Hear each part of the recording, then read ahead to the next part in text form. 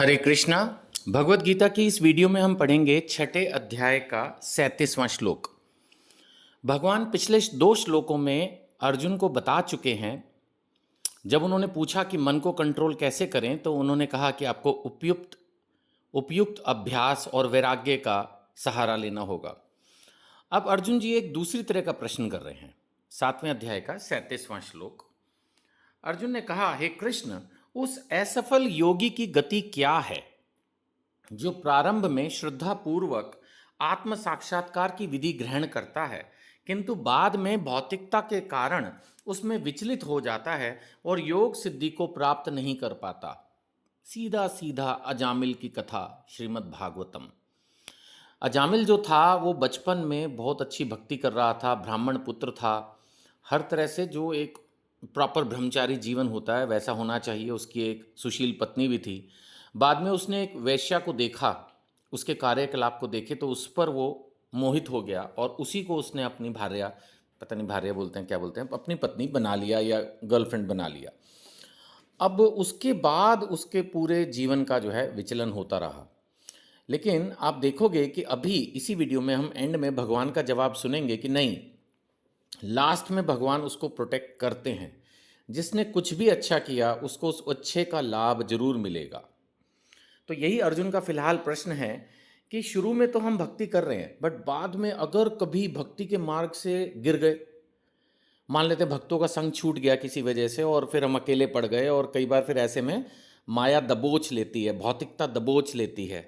नहीं, आप माना चले जा रहे हो, बहुत अच्छे से भक्ति कर रहे हो, कुछ भक्तों का संग है, अकेले पढ़ के भक्ति खींचना कई बार बहुत मुश्किल हो जाता है। खासकर कलयुग में तो भक्ति की ही संग में जाती है। तो इस तरह की समस्याएं आ सकती हैं। बिल्कुल अर्जुन जी ने हमारे लिए ही ये प्रश्न पूछा है। उसके बाद 38वें श्लोक में अर्जुन और कह रहे हैं, हे महाभाव कृष्ण। भगवान को महाभाव इसीलिए कह रहे हैं कि आप तो बहुत मजबूत हो, आप नहीं गिरने वाले हिलने वाले। आपने तो मतलब आपका तो स्टेटस, आप अच्युत हो। वैसे भी भगवान तो अच्युत है ना, अपनी स्थिति से कभी गिरते ही नहीं।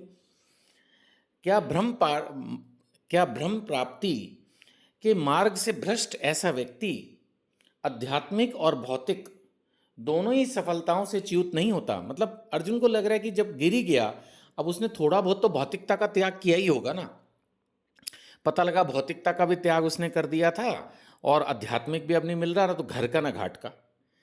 और इसीलिए वो बोल रहे हैं छिन्न भिन्न बादल की भांति। बहुत अच्छा एग्जाम्पल लिया अर्जुन जी ने, छिन्न भिन्न बादल की भांति। अब आप बादल देखो, जब गिरता है पानी आसमान से तो कितने एकदम सब इकट्ठे होकर आ जाते हैं और वर्षा करते हैं, लेकिन अगर बहुत तेज वायु हो तो वो छिन्न भिन्न हो जाते हैं और टुकड़े टुकड़े बादल इधर उधर छितर जाते हैं। फिर ऐसे में कहाँ बारिश होगी। सो छिन्न भिन्न बादल की भांति विनष्ट नहीं हो जाता, जिसके फलस्वरूप उसे किसी लोक में कोई स्थान नहीं रहता। मतलब अर्जुन जी को ऐसा लग रहा है कि अगर कोई आदमी भक्ति मार्ग में आगे चल के गिर पड़े तो कहीं ऐसा तो नहीं है फिर वो किसी लायक नहीं रहता।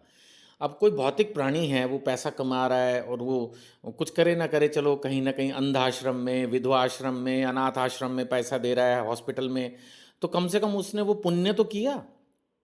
इसी उम्मीद में से किया कि मेरे को परलोक बेटर मिले, तो उसको स्वर्ग की प्राप्ति हो ही सकती है ना। माना कोई आदमी बस भौतिकता में लिप्त है, कोई ऐसा जघन्य पाप नहीं कर रहा, भौतिकता में लिप्त है और वो पैसे को कमा कमा के इधर उधर दान और अच्छे कामों में लगा रहा है, तो ये कोई भक्ति नहीं है, ये दान है, पुण्य है। पुण्य से मिलेगा स्वर्ग, तो कम से कम स्वर्ग लोग तो मिलेगा। अब यहाँ तो वो बोल रहे हैं कि भाई पता लगा कि इस चक्कर में लगे रहे, पुण्य तो किया ही नहीं, भक्ति मार्ग में भी फिर गिर गए, तो कहीं ऐसा तो नहीं कि ना भगवान का धाम मिले, ना स्वर्ग मिले, किसी भी लोक में ना पहुंच पाए, हवा में अटक गए। अभी और एक श्लोक वो बोल रहे हैं इस पर ही कि हे कृष्ण, यही मेरा संदेह है और मैं आपसे पूर्णतया दूर करने की प्रार्थना कर रहा हूँ। आपके अतिरिक्त ऐसा कोई नहीं है जो मेरे संदेह को नष्ट कर सके। वास्तविकता में अर्जुन के संदेह नहीं, हमारे संदेह भी कोई दूर नहीं कर सकता।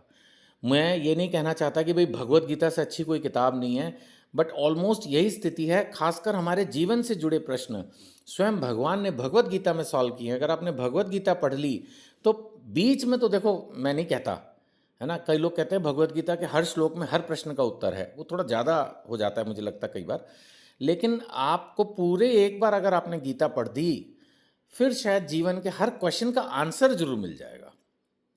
इसीलिए यहाँ पर अर्जुन भी कह रहे हैं कि आपके अतिरिक्त कोई मेरे इस संदेह को नष्ट नहीं कर सकता। अब भगवान श्री भगवान हुआ, अच्छा भगवान कहते हैं ले भैया तेरे इस क्वेश्चन का आंसर भी दे दूं। तो भगवान ने कहा, हे प्रथापुत्र बच्चा, कल्याण कार्यों में निरत योगी, जो आदमी कल्याण कार्यों में लगा है, 5वें अध्याय के 25वें में भगवान ने कहा था कि निरंतर समस्त जीवों के कल्याण कार्य में लगे रहो। तो भगवान वही चीज यहाँ कह रहे हैं, हे प्रथापुत्र, कल्याण कार्यों में निरत योगी का न इस लोक में न परलोक में ही विनाश, उसका विनाश कभी नहीं होगा। जिसने बढ़िया काम किया है उसको तो फिर प्राइज ही मिलना है ना। हे मित्र, भलाई करने वाला कभी बुरे से पराजित नहीं होता। अब ये शब्द अगर हम संभाल लें, बहुत सारे लोग कई बार जीवन में अच्छा करते हैं, लेकिन फिर जब अच्छा कर रहे होते हैं तो अच्छा करते करते घबरा से जाते हैं। उनको लगता है कि मतलब बुरे लोग जो हैं मुझ पे हावी हो जाएंगे। तो भगवान ने देखो कि यहाँ क्लियरली एक स्टेटमेंट दे दी कि जो अच्छा है, जो अच्छाई कर रहा है, वो कभी भी बुराई से पराजित नहीं होगा। आपने सुना भी होगा कि कई जगह लिखा रहता है कि सत्य जो है परेशान हो सकता है, पराजित नहीं। तो यही वास्तविकता है। बस हमें भगवान पर दृढ़ विश्वास होना चाहिए। मानता हूँ जीवन में कई बार कठिन समस्याएं, कठिन सिचुएशंस आती हैं, लेकिन अगर हमें भगवान पर पूर्ण विश्वास है तो हमें घबराना नहीं चाहिए। स्थितियां बदल जाएंगी और वापस अनुकूल हो जाएंगी भक्ति के लिए, सेवा के लिए। हरे कृष्ण। आपसे यही प्रार्थना। भगवत गीता बहुत अच्छी किताब है, आप इसको स्वयं रोज पढ़ें, दूसरों को प्रेरित करें, खरीद के लोगों को गिफ्ट करें। हो सके अगर मेरी वीडियो सही लग रही हो तो एक दो लोगों को इसको फॉरवर्ड करें, शायद सुनकर वो भी जुड़ जाएं, वो भी भगवत गीता पढ़ने लगें। कोई और सेवा में अगर सहयोग कर सकें तो आप वीडियो पर नंबर दिया है, ज़रूर संपर्क करें। फ़ोन ना मिले तो व्हाट्सएप करें। हरे कृष्णा।